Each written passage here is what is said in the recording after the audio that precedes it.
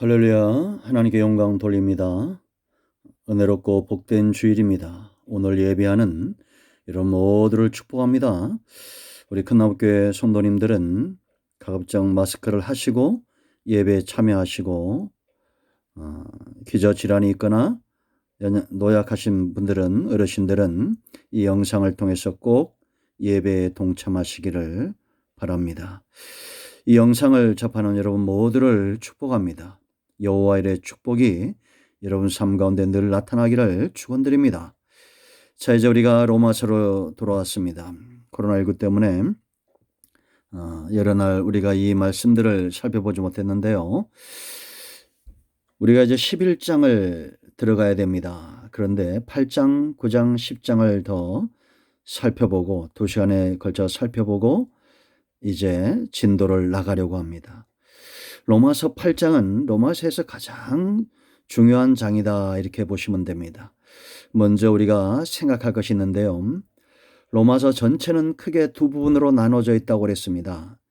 1장부터 11장까지는 구원에 대해서 이야기합니다. 그리고 12장부터 16장까지는 구원받은 자의 삶에 대해서 다룹니다.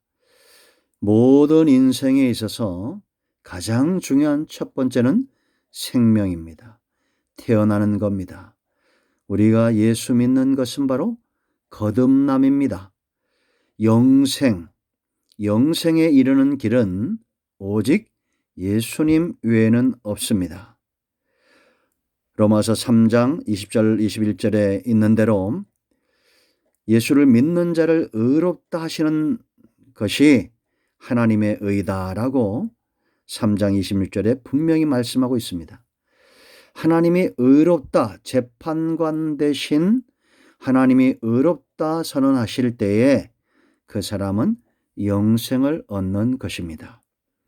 그러면 이제 생명의 문제는 예수를 믿음으로 해결되었습니다. 삶의 문제는 어떻게 해결이 될까요? 우리가 예수 믿는 순간 예수님이 우리에게 약속하신 성령이 성도들에게 임합니다. 이걸 인쳤다라고 말합니다. 인침, 성령의 인침 사건입니다. 하나님께서 이스라엘 백성들을 애굽에서 이끌어내고 그들 가운데 함께 하시면서 그들의 삶을 이끌어 갔듯이 이제 성도의 삶은 성령 안에 있게 됩니다. 성령의 인도하심을 따르는 겁니다. 여러분 갈라디아서 5장 16절과 17절을 나중에 참고하십시오. 예수 믿는 순간 두 가지 소욕이 우리 안에서 다투죠. 육체의 소욕과 성령의 소욕입니다. 힘을 이야기합니다. 성령의 소욕을 쫓아 육체의 소욕을 쳐서 복종시키는 자들의 삶이 바로 성도의 삶입니다. 이제 성도의 삶은 자신의 육체의 소욕을 쫓아 살지 않습니다. 성령을 쫓아 산다라는 겁니다. 여러분들이 로마서 8장을 기억하셔야 됩니다. 왜냐하면 성령의 역사가 어떻게 성도의 삶 가운데 나타나는지 분명하게 보여주고 있는 것이 바로 로마서 8장입니다. 그래서 저는 단언코 로마서 8장은 로마서 전체의 꽃이다 이렇게 보시면 됩니다. 그러면 여러분 성령의 사람과 육의 사람이 있는데 이들의 삶은 분명히 달라집니다. 그러면 성령이 역사하면 어떤 삶이 우리 가운데 나타날까요? 여러분들이 8장을 잘 이해하시면 미혹에 넘어지지 않습니다. 우리는 여러 가지 신비적이고 은사나 신비한 것들이 성경의 주된 내용이지만 우리는 그걸 쫓아가지 않습니다. 이것이 성령의 역사라고 속이는 자들이 많습니다. 여러분들이 8장을 통해서 거울을 보듯이 성령의 역사에 대해서 알게 될 것입니다. 자, 여러분 어떻게 분명해지는가를 보십시오. 먼저 1절로 8절 말씀을 보면 자, 8절 말씀 보세요. 육신에 있는 자들은 하나님을 뭐라 했습니까? 기쁘시게 할 수 없느니라 라고 말합니다.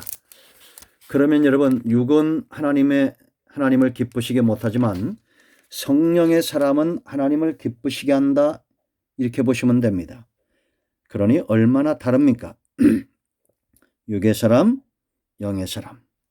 육의 사람은 하나님을 기쁘시게 할 수 없어요. 그러나 성령의 사람은 하나님을 기쁘시게 할 수 있습니다. 왜냐? 1절, 2절 말씀을 보면 정죄에서 벗어납니다. 성령의 사람은. 그러므로 이제 그리스도 예수 안에 있는 자에게는 결코 정죄함이 없나니 이는 그리스도 예수 안에 있는 생명의 뭐라 했습니까? 성령의 법이 죄와 사망의 법에서 너를 해방하였음이니라. 죄의 문제는 예수님을 통해서 이미 해결되어진 겁니다. 더 이상 죄와 사망이 우리를 종삼을 수 없습니다. 그거를 깨닫게 하고 삶에 적용시키는 분이 누굽니까? 바로 성령이시다라는 겁니다. 성도도 죄를 짓습니다. 그러나 정죄, 그 죄에 대한 책임은 이미 예수님에게 있습니다. 그렇다고 해서 우리가 이후로 예수 믿은 이후로 정죄가 없다고 해서 죄를 짓는 삶을 사느냐? 아니다라는 겁니다. 성령 안에 거하면서 성령의 인도하심을 받으면서도, 자, 5절 말씀 보면 육신을 따른 자는 육신의 일을, 영을 따른 자는 영의 일을 생각하나니, 이런 사람이 있을 수 있습니다. 3절 4절 말씀을 보면 이미 율법의 요구가 이루어졌습니다. 사람은 할 수 없는데 하나님은 아들까지 보내셔서 우리의 죄의 문제를 다 해결하신 거요. 사망의 문제를 해결하신 겁니다. 더 이상 우리를 종 삼을 수 있는 것이 없는데 불구하고 우리는 육신의 종이 되는 삶을 살고 있다는 겁니다. 그러나 이런 자들이 이제는 성령 안에서 점점 그 삶이 변화되어져 가고 분명해질 수밖에 없어요. 왜냐? 육신의 생각은 사망이요 영의 생각은 생명과 평안이라.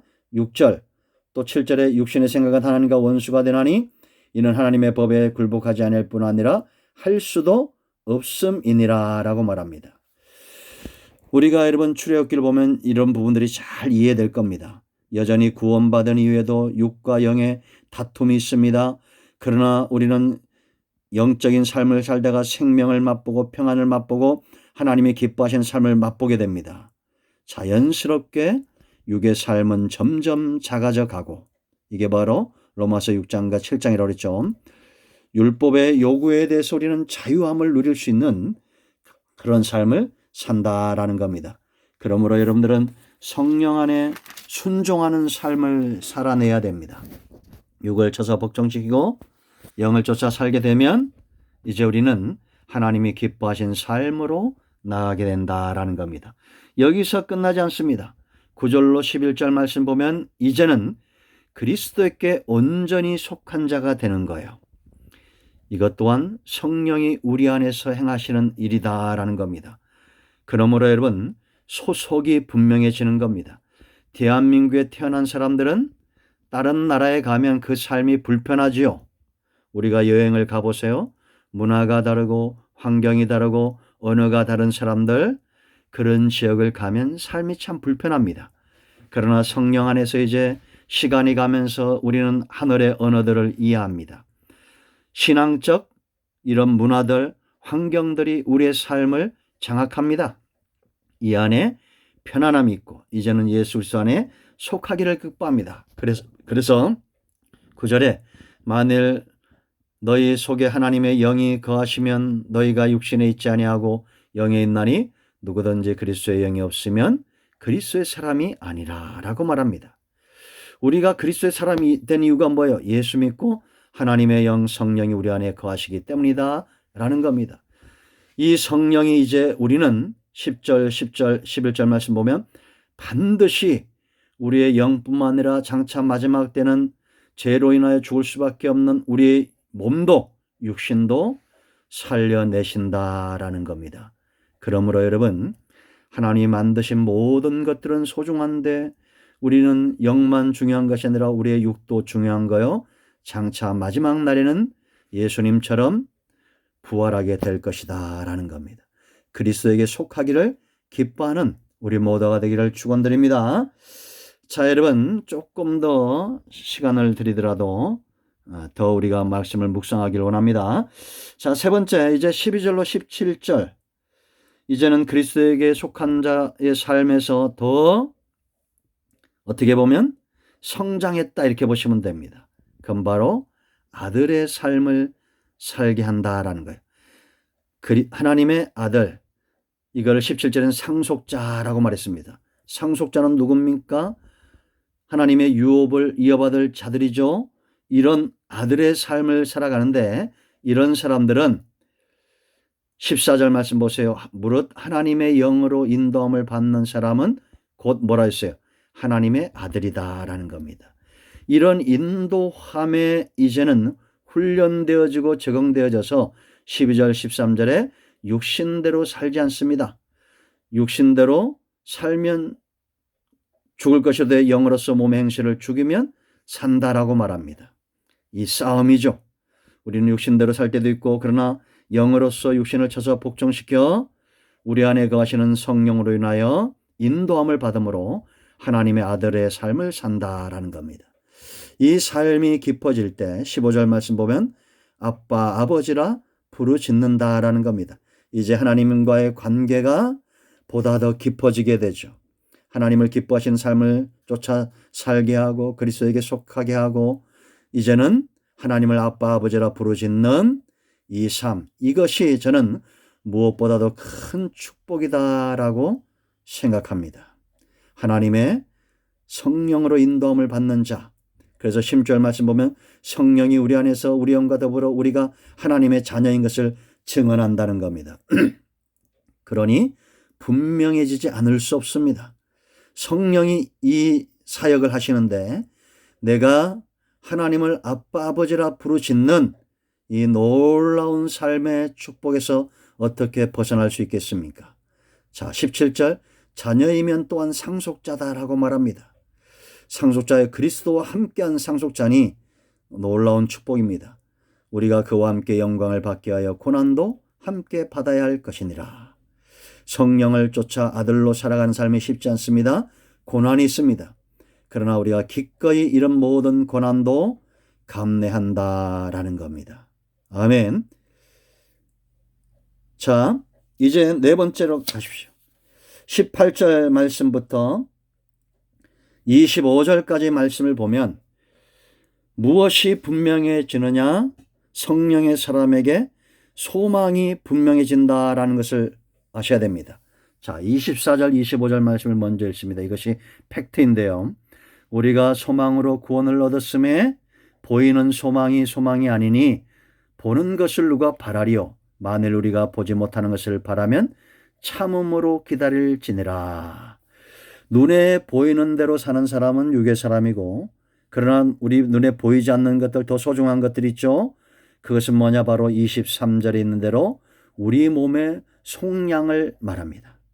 장차 예수님이 오시면 새하늘과 새 땅에서 이제는 우리 아들의 삶이 분명해질 것이고 우리가 지금까지 믿어왔던 그 모든 고난 가운데서도 굴복하지 않았던 그런 자녀됨의 신분과 기업들이 회복되게 될 것입니다. 그때를 소망하게 하고 다시 오실 주님을 소망하게 하는 것, 이것이 누구의 사역이겠어요? 바로 성령의 사역이고 우리 영과 더불어 행하시는 성령의 역사다라고 보시면 됩니다. 그래서 여러분 18절 말씀을 보면 생각하건대 현재의 고난은 장차 우리에게 나타날 영광과 비교할 수 없다고 그랬어요. 이건 보이지 않는 영광이죠. 그러나 우리가 성령 안에서 눈으로 보는 것처럼 분명히 합니다. 피조물들도 19절 20절 말씀을 보면 21절까지 이런 피조물들도 이 죄악된 세상 가운데서 고난을 당하고 하나님의 아들들, 이 아들들은 누굽니까? 소망을 가지고 성령을 쫓아 행하는 자들이죠. 이들을 기다린다라는 겁니다. 아담이 타락함으로 피조물까지 해가 왔죠. 그런 것처럼 장차 하나님 나라에서는 우리뿐만 아니라 모든 피조 세계에 속량이 있게 될 것입니다. 그때를 사모하며 기다리시길 축원드립니다. 자, 다섯 번째 분명해지는 것이 있습니다. 성령의 사람에게 그것이 뭐냐면, 자, 26절 27절 말씀을 보세요. 하나님의 뜻대로 간구하시는 분이 있습니다. 누굽니까? 바로 성령입니다. 우리는 연약한 존재예요. 왜 연약한 존재입니까? 26절 말씀 보세요. 이와 같이 성령도 우리의 연약함을 도우시나니 우리는 마땅히 기도할 바를 알지 못하나 오직 성령이 말할 수 없는 탄식으로 우리를 위하여 친히 간구하시느니라. 고난 가운데 우리가 소망을 가지고 살아간다는 것 쉽지 않죠. 그러나 우리를 위하여 간구하시는 분이 있습니다. 하나님의 뜻대로 살도록 간구하시는 법, 바로 성령이에요. 그래서 27절에 마음을 살피시는 이가 성령의 생각을 하시나니 이는 성령이 하나님의 뜻대로 성도를 위하여 간구하신다라는 겁니다. 그러므로 여러분, 다섯 번째 분명해지는 것은 성령의 도우심인데, 이런 도움을 받는 자들은 하나님의 뜻대로 간구하고 하나님의 뜻대로 살기를 기뻐한다라는 겁니다. 그러므로 팩트는 하나님의 뜻이 분명해진다라는 겁니다. 자, 여섯 번째 분명해지는 것이 있습니다. 28절로 34절까지 내용입니다. 핵심은 30절입니다. 자, 30절 보세요. 또 미리 정하신 그들을 또한 부르시고 부르신 그들을 또한 의롭다 하시고 의롭다 하신 그들을 또한 영화롭게 하셨느니라 라고 말합니다. 그러므로 여러분, 구원의 완성은 뭐냐? 우리가 영화롭게 되어지는 겁니다. 돌아온 탕자가 주의를 회복하여 그 영화를 회복하듯이 장차 하나님 나라에서 성도의 삶이 그 영화로운 모습으로 회복되게 될 것이다 라는 겁니다. 그럼 이 영화로움은 어떤 것입니까? 29절 말씀, 하나님이 미리 하신 자들 또한 그 아들의 형상을 본받게 하기 위하여라는 것. 바로 예수님 닮은 모습이 영화로운 것이고, 이 일을 위해서 28절 모든 것이 협력하여 선을 이루게 하신다라는 겁니다. 할렐루야. 그런가 하면 우리가 영화로운 모습, 예수님 닮은 모습으로 회복되는 일에 어떤 것들도 우리를 대적할 수 없어요. 31절 대적할 수 없고, 33절 고발할 수 없고, 34절 정죄할 수 없습니다. 왜냐?